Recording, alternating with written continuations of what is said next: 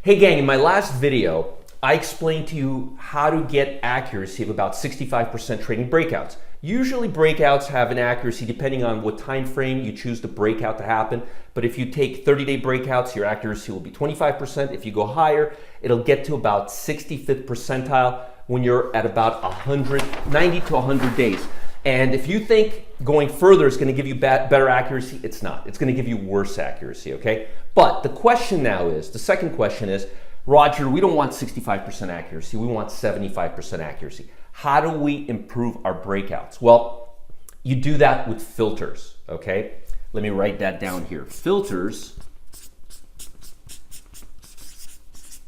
equal greater return up to about 75th percentile, all right? And there's two kinds of filter. There's another indicator and there's a volatility filter. Now, let me explain to you how volatility works. I'm going to make it real simple. Later on, I'll do a lot of other videos where I'll actually show you the screen, but I want you to pay attention and just learn the basics. I'm showing you things that you will not learn anywhere else. I've been back testing for over a quarter of a century. I know this stuff like the back of my hands and I know it really works. So listen to me, pay attention, learn from this, okay? So let's say you have a stock, you're trading a stock or an ETF. This applies to any asset, okay? And let's say the difference between the high and the low, the average, the 10-day average high and low is $5, okay, on that stock. And let's say that we keep measuring the 10-day average volatility. And let's say over the next 30 days, the volatility goes from $5 to $10, okay? That's $10, not $100. My writing, oh boy. So, volatility doubled. Well, here's what happens and here's what professional traders will never tell you. Higher volatility is the worst thing that can happen to a trending market. If you have a sideways market and volatility increases and it goes from $5 a day from the high and low to about $10 a day, that's okay. But if the market is rising, if it's trending strongly directionally and you see volatility rise over 20% increase, that's telling me the trend will end. So, a lot of traders look for indicators. They look for technical oscillators. They look for all of these complex things that are far, far away from the actual price.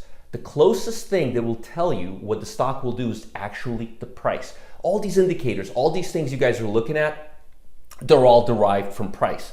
Price is first and all of these things are secondary. So price is volatility because price moving higher up and down or more of a range will increase your volatility. We don't want that. So when you're trading breakouts, when you're about to trade a breakout and you're trading at a 90-day or 100-day high, measure the volatility. There's an indicator.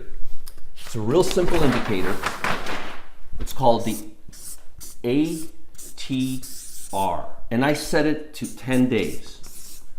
And if you measure, this indicator is available on every technical analysis software. It doesn't tell you where to buy or what to buy, it just measures volatility. This is actual true range. And I set it to 10 days, okay?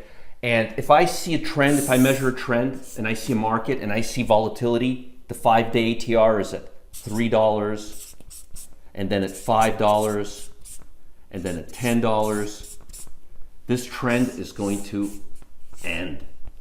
Now, you may ask yourself, or you may be saying to yourself, well, that's not that bad because then I could trade this market or stock sideways. So the increased volatility tells me when to take the position in the other direction. No.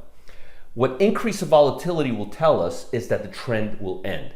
It doesn't tell us that the trend will reverse. It doesn't tell us that volatility is going to do anything else. It doesn't tell us anything except that the trend is going to fizzle out. It's going to go from doing this to doing this. And it may do this for a long time.